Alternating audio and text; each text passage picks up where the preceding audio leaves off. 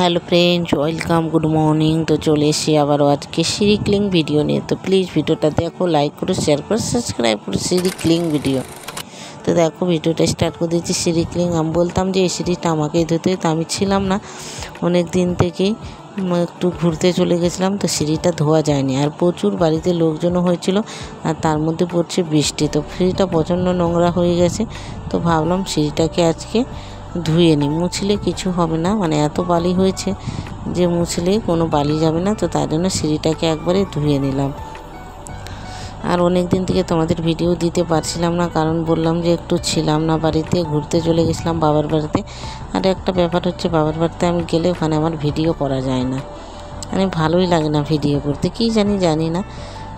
তো তাই অনেক দিন থেকে, আর শরীরটাও এসে আবার শরীরটাও ভীষণ খারাপ হয়ে গেছিলো, তো আরও কোনো ভিডিও দিতে তোমাদের পারছিলাম না।